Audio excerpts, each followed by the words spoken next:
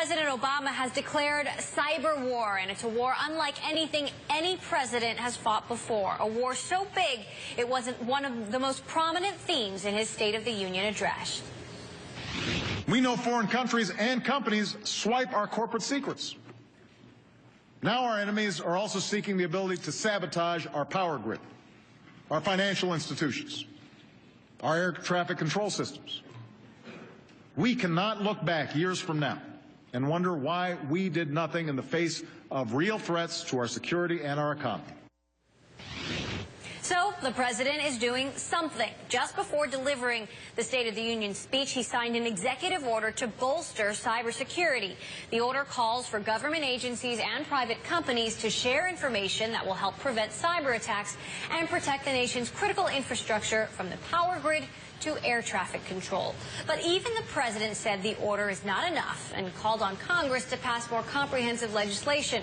Earlier, I spoke with Congressman Mike Rogers, chairman of the House Intelligence Committee, who's reintroducing a cybersecurity initiative that failed to pass the Senate last year.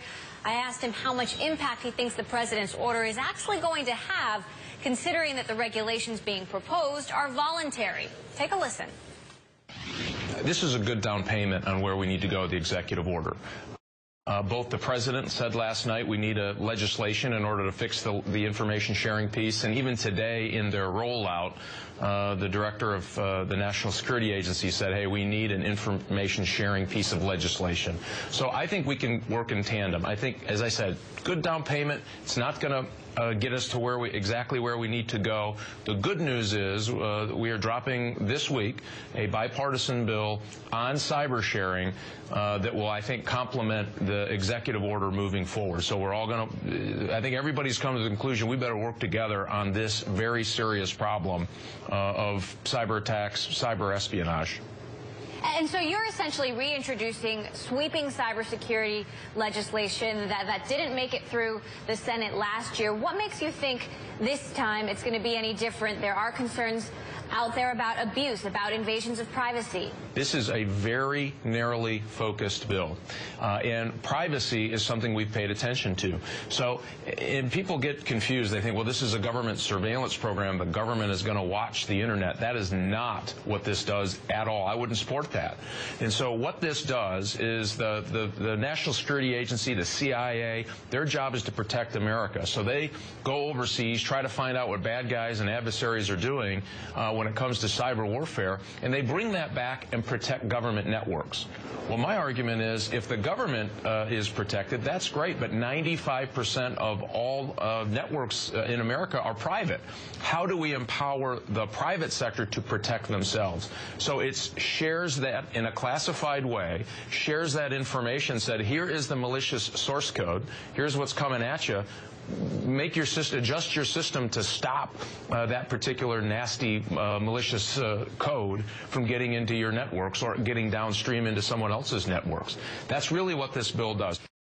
Chairman, you've said that, the United States is getting cyber robbed every day. Can you give us a specific example when information sharing could have prevented an attack? Oh, absolutely. If you even look back, we have some bad actors out there. China is probably the most prolific at espionage, stealing intellectual property. In the Silicon Valley, this is the bastion of innovation for the next generation of Americans. Guess what? The Chinese are in there trying to steal every bit of it and repurpose it and then compete against those companies illegally. This is a huge problem. It is incredibly complicated, as you say, Chairman. President Obama is arguably the very first cyber war president. But is it really possible for the United States to win a cyber war? Can anyone win a cyber war? Well, the first thing you have to do is at least build in your defenses. I will tell you, funny story, Emily. I went to a cyber conference. I was speaking at a cyber conference. So these are people who already have a high level of understanding about what's at risk, what cyber risks are out there, the threat of attack, the threat of espionage, the threat of hacktivists. And one of the things that they had laying on the tables for people to pick up about the conference was a thumb drive. Now, that tells you how far we have to go to educate the public about what you don't do or do for your computers. In other words, good computer hygiene. 80% of our problem gets stopped at the operator level. Americans don't really realize, I think, what's going on to the level it is. So you can do that piece. I think we can make a huge difference. 90% of the difference, that last 20%, 90% of that can be stopped by cyber sharing. So you can see we have taken a huge bite out of our problem if you do those in combination. And just one last question, Chairman. Is this something that the government can do alone? How much does the private sector need to be involved to help win this war, as you say? Yeah, the government cannot do it by itself. It has to have the private sector. And that's the beauty of this bill. It's all voluntary, protects your civil liberties, protects your privacy, and it empowers the private sector, so the private cybersecurity sector, to protect itself, which is the only way we're going to do this. You can't build a wall. You can't put sensors in every entry and exit into the internet. None of that really is a feasible thing. This has the government doing what it does best and then sharing that threat information with the private sector so the private sector protects itself. That's what I think is the beauty of this. That was Congressman Mike Rogers, chairman of the House Intelligence Committee.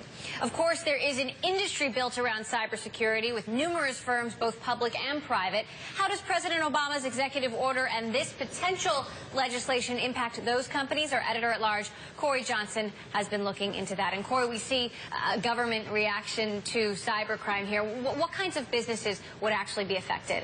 Well, you know, it was a really interesting interview. I love that interview with the congressman there. And the mention of thumb drives. Right. What's we were talking about a thumb drive? There's a famous incident where they're testing cybersecurity, and the test was someone went into a parking lot and sprinkled some thumb drives around to see if anyone would actually pick them up and introduce viruses into the place where they're sprinkled. And sure enough, people brought them inside, into a Defense Department, a contractor, brought them inside, plugged them into their computers. Bam, that's how the virus can be distributed. And yet people were curious about these thumb drives. So it's one of the famous examples of the way this business product, the thumb drive, this great invention, has actually been taken over by activists and hackers who are using that as ways to spread viruses or to take over computers. So when we look at what kind of businesses might be affected, all kinds of businesses would be required to follow the new rules from the government here, but there are certain companies within the business of selling cybersecurity which would be more likely to be beneficiaries, and those are probably the ones who would do a lot of business with the U.S. government,